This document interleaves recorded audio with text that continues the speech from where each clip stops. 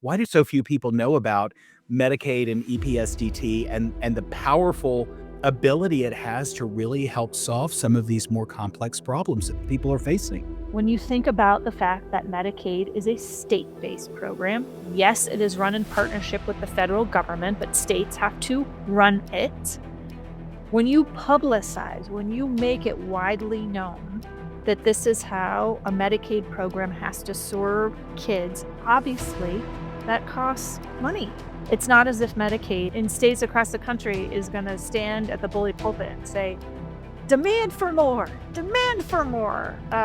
You are entitled to these services. And I think that is our central largest challenge is that we put state Medicaid agencies in charge of that message.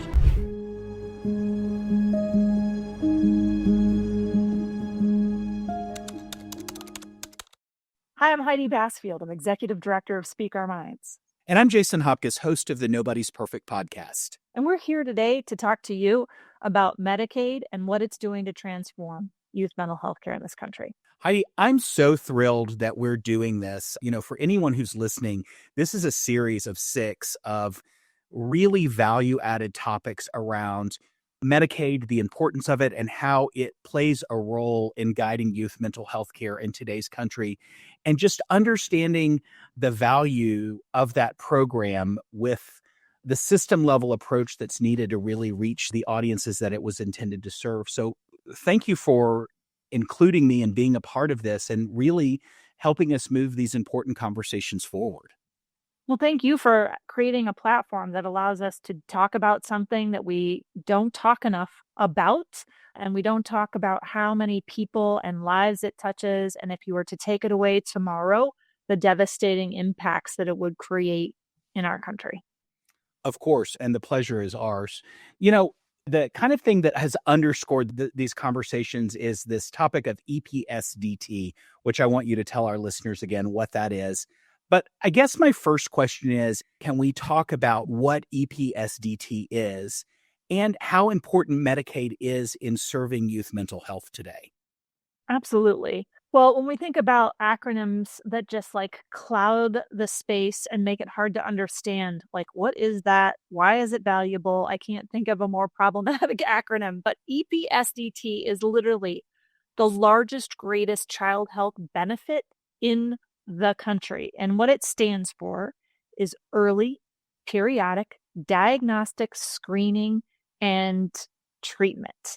It was created back in the 60s to really say kids should have their needs. There should be a system that helps identify kids' needs as early on as possible to ensure that we're checking in on them, the periodic, all the time, and that we're screening for their needs in a credible manner all the time.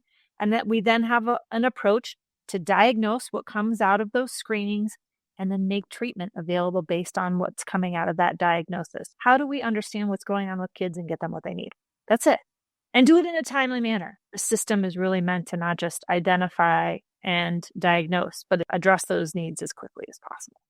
Well, and what I love about this approach is it really is focused on seeing kids and not only seeing them, but recognizing that the train may be going off the track, so to speak, or we've got some issues that we need to address, and getting to those earlier rather than later really makes a difference in outcomes and kind of a prevention-focused approach, doesn't it? Well, absolutely. The reason why Congress was willing to even put this massive benefit program into the biggest health plan for kids in the country is it was meant to be a cost savings measure. Everyone can recognize that if you're able to identify needs early and as upstream as possible, way cheaper than trying to address them once we're in those really expensive spaces and places like a hospital emergency room. I love that. And again, in a perfect world, that system should work beautifully. I know that things don't always go as smoothly as designed, but, specifically related to Medicaid as an insurer to meet youth mental health needs, help us understand, again, the program was developed to create cost savings for that program. Help us understand Medicaid's roles, because I think Medicaid is such a misunderstood resource that we have available to us. And it really does transcend beyond just the most vulnerable and the most marginalized. And it really kind of becomes wraparound care for struggles that a lot of kids are facing that I don't think the general population at large even really understands. Right. Well, the best way I can think of like describing the scale and magnitude of Medicaid is almost putting it in the same bucket as K-12 education in this country. Half of the kids in this country are on Medicaid, and that is how they get all things related to their health care, their physical health care, their mental health care, dental care. I mean, you name it, Medicaid is the program that is making sure that they get what they need. It is massive. 37.5 million kids as of today in this country are on Medicaid. It is huge. Wow. And those numbers are staggering. Help us better understand like the ability and the capacity that Medicaid has to really serve as wraparound care that often stacks onto private health insurance that kind of picks up and extends where traditional insurance plans may leave off, because that's a huge benefit of the Medicaid system that most people don't even realize is available. I know, right? Like we talk so often in the mental health community about the stigma related to mental health. Medicaid has a similar stigma. People really think of it in a very specific lane as serving a much smaller, narrower component of the population than it does. And it's underrated in its benefit as a result. And so people think of Medicaid as sort of that program that serves some of those people over there.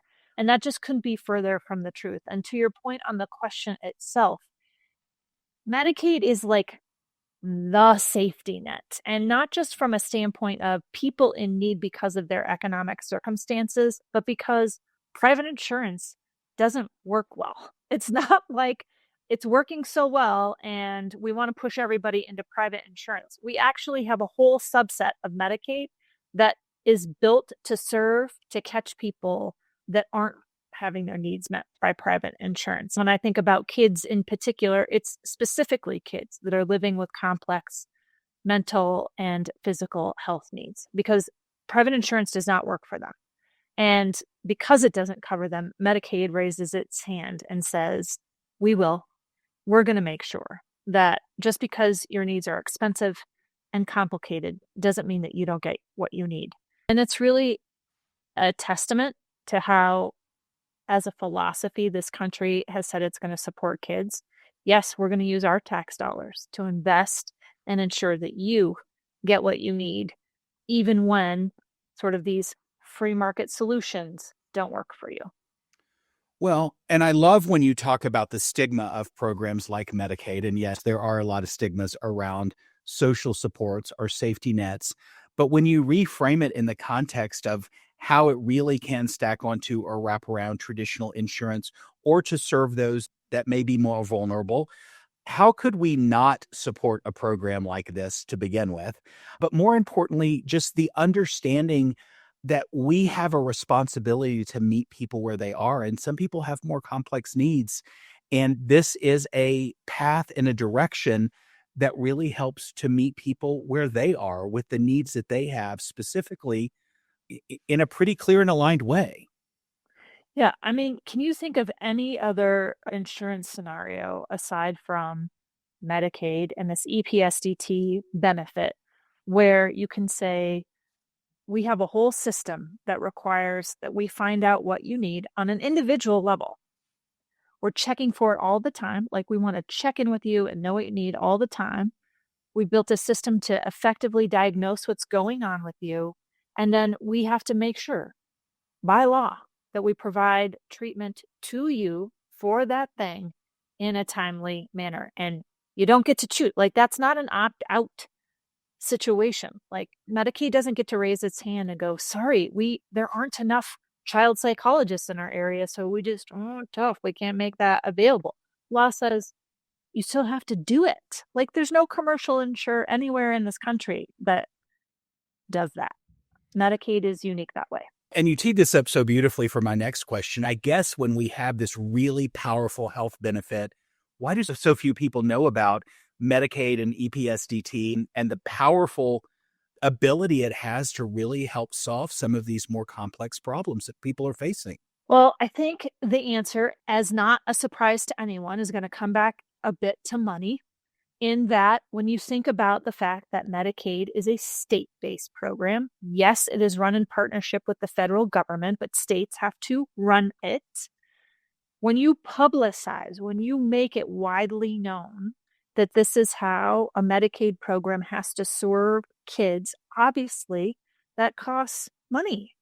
And states already struggle with how to pay for the kinds of services that people need in Medicaid. And so it's not as if Medicaid in states across the country is going to stand at the bully pulpit and say, demand for more, demand for more. You are entitled to these services. And I think that is our central largest challenge is that we put state Medicaid agencies in charge of that message. And I think the reason why you and I have joined forces is to say, no, we're going to tell people that this is in fact something that they're entitled to and not wait for our pals in the state across the country to do that on behalf of people and wait for them to educate people so they know what they can expect. So while the program may be, and I'm going to use the word designed to be inaccessible, which is probably not the right words, it doesn't mean that it is unavailable. And that if Right. somebody's listening that perhaps thinks that they have a qualifying condition that Medicaid might be able to meet, there are paths to get there, correct? Absolutely. I do want to be very clear. The comprehensive design of EPSDT is limited to people ages 0 to 21. So for our friends in the adult space, I'm so sorry, but this does not pertain to our adult beneficiaries of Medicaid. It is very much focused on kids. Again, back to your earlier point around prevention, because when we invest in this comprehensive way in our kids and trying to catch them as early as possible, we're also trying to save money in their adult experience with the healthcare system. But yes, parents, youth, caregivers, those involved in kids' lives, teachers, like everyone who is involved with a child's life needs to understand that as long as a licensed provider says this is what you need, it has to be provided. Has to. Not a question. Has to be provided. I love the power and the impact in that. And like all things, there are light sides and dark sides to most everything in life. Now that you've talked about the impactful roles that Medicaid does and will play in supporting youth, specifically with mental health, what are the challenges that kids and families can face in getting the care they need through Medicaid? Well, I think this comes back to what we were talking about earlier around budgets and resources. And states across the country have not been consistent in their application of EPSDT in mental health spaces. And so, as kids are raising their hands with the adults in their lives and saying, I need help, what needs to be brought online very quickly is the same set of resources that are available to kids who have a fever in the middle of the night, who find themselves with any other medical condition. It's very clear where you go, and then the system comes online to support those needs. Everyone knows where to go, and things come online, and then you can sort of debate whether that's going well or not, but like whether or not it's there is not the debatable point, unlike on the mental health side. So the challenge our parents and our kids have right now is we haven't brought that to bear in mental health. And that is where the work is and needs to keep being done. We all need to have that same expectation. If you have questions about what's going on with your child's mental well-being, all the things that come online when you have the same question about what is that rash or why are you spiking 102-degree fever need to be available for the same space in the mental health side. Agreed. So I guess just to level set the conversation, what I heard from you that I want to reiterate is not every state is the same.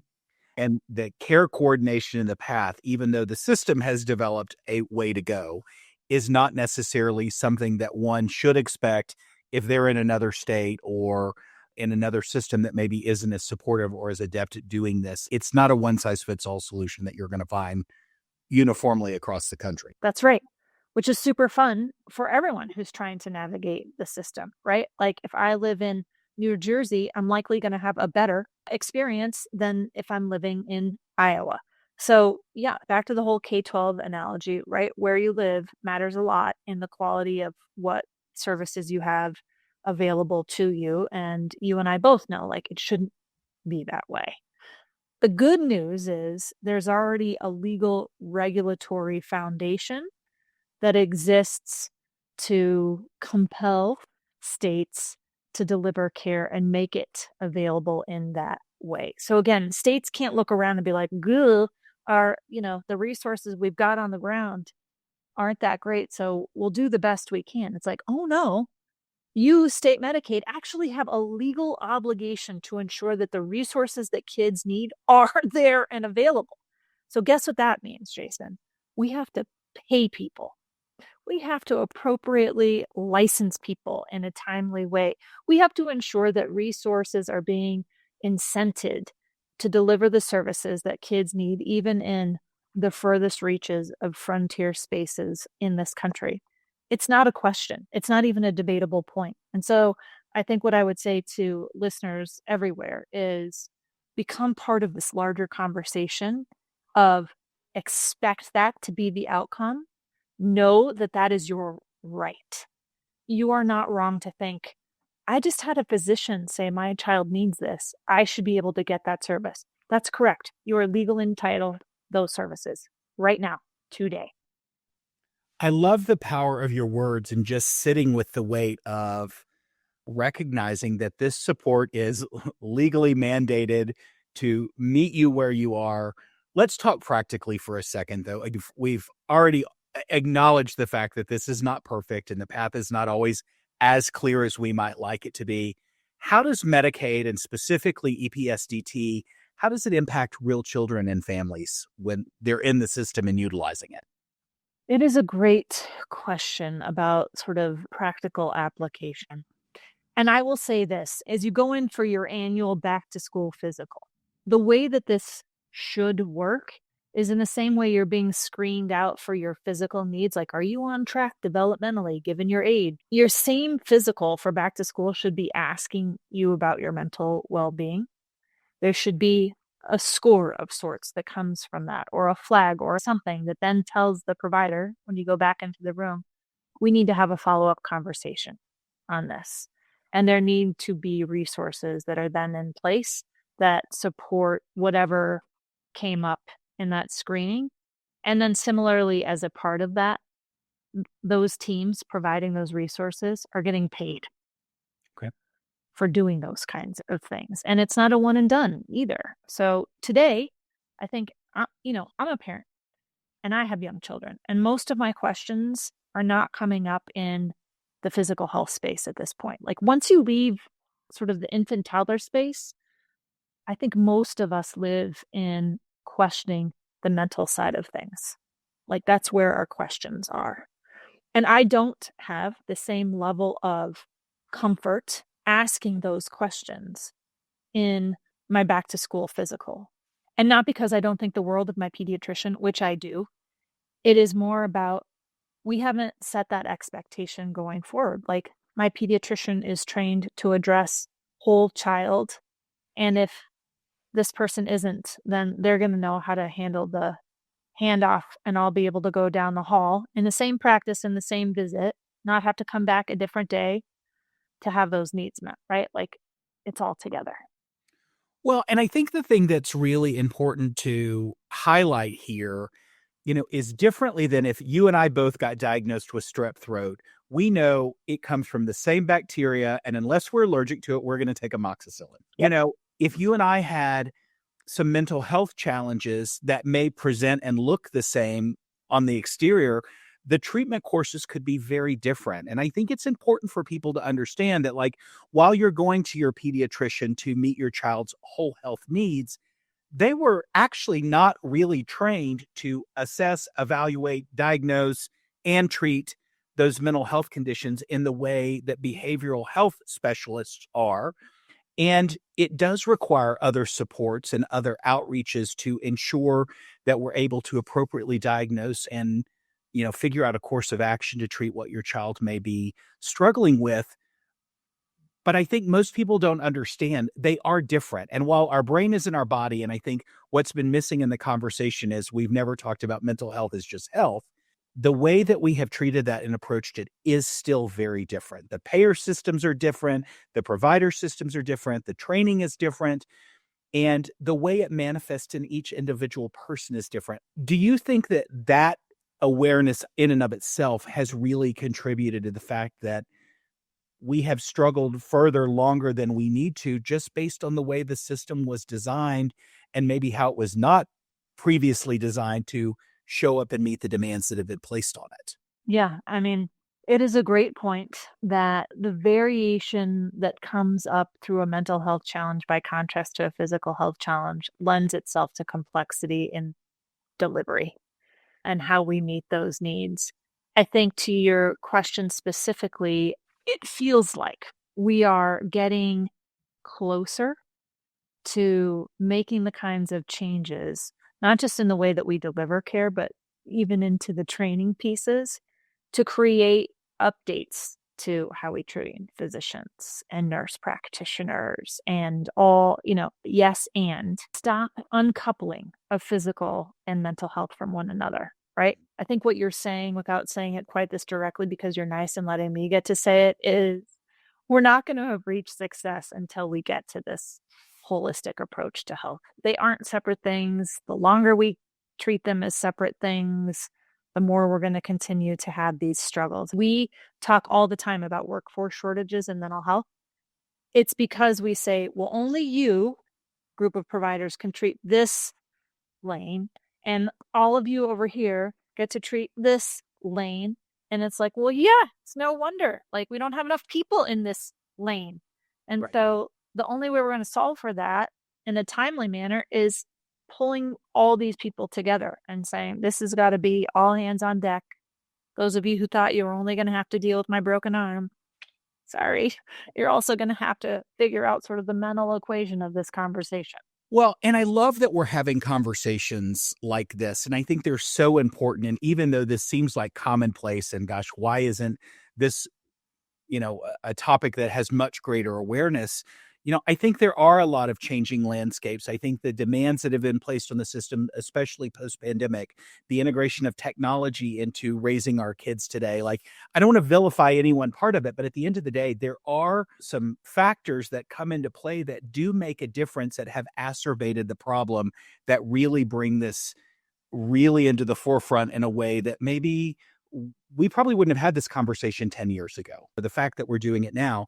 And as we started this conversation, this is a series that we're wanting to educate and bring awareness to. But I also think what I'm taking away from the conversations we're having is there's a lot of hope in this, because the more we talk about it, the more it inspires other conversations that lead to the thing and the thing and thing that gets us to mental health is health. Help us understand, the listener who's listening, what can they expect from this series, and ultimately, how can it help them take action in their own lives? So this series is really going to help people understand with a much greater depth than they would have ever had before, really why they can expect and demand to have their kids' mental health needs met within the Medicaid system. So if you are a recipient of Medicaid services, this series is going to give you all the things you need to understand about why you get to demand the things you know your kid should have. So that's like basic from this series. The next thing is around and with experts, right? Like lots of different experts come and get this from a lot of different angles. So providers, policy experts, you name it, they're talking with Jason and I about, yes, you actually can demand and expect these things from Medicaid. The next thing about this is like, what is the advocacy? What is the action? What should I be thinking about? So we'll talk about it from like big advocacy, big A, to little advocacy, small a, and we'll start with small a. It's as simple as going into the appointment that you have scheduled for your kid and expecting to have their needs met that day. Like, you should go into this equation expecting that your kid's needs are going to be screened and addressed, and that your kid is going to get better. That's like little a in the course of the interaction with your providers.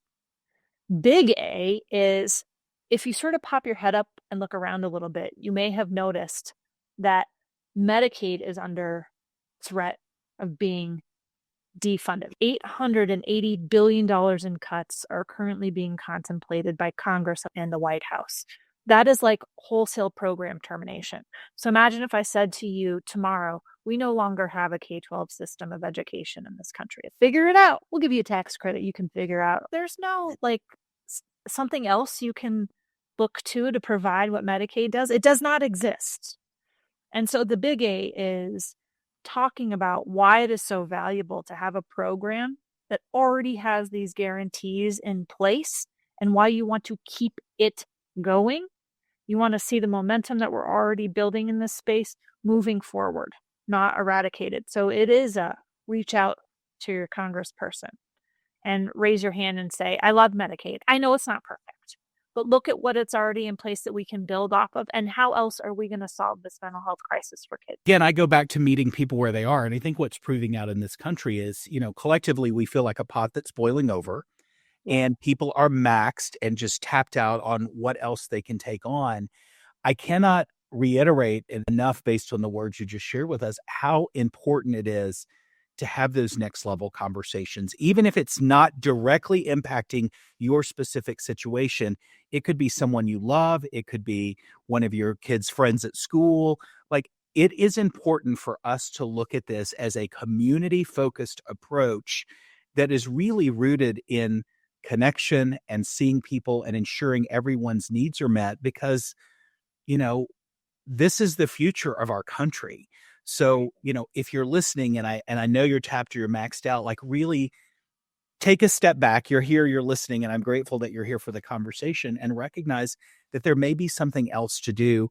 And it matters. It's important that we have these conversations. It's important that you take that next step to call your congressperson and let them know that this is a valuable safety net that you want to ensure exists for this generation and beyond. Like, that matters. Matters a lot. And it matters to go into a medical appointment with the expectation that you're going to get what you need. They both matter a lot. Heidi, I have really loved this conversation and just am so excited about the opportunity to do this series with you and know the conversations we're having with the experts in the field from various acumens that are really coming back and adding to the richness and fullness of why this conversation matters now. Is there anything else we didn't cover today that you think really needs to be part of the conversation to get people excited about what we have for them? I think just ending on the note, like, there's hope. We're not just like circling the drain. There are ways, there are expectations, there are things, and stick with us as we keep having this conversation. I love it. So on that note, we will end here, and I look forward to seeing and connecting with each of you as we move through this series of 6 and have some really incredible and valuable conversations.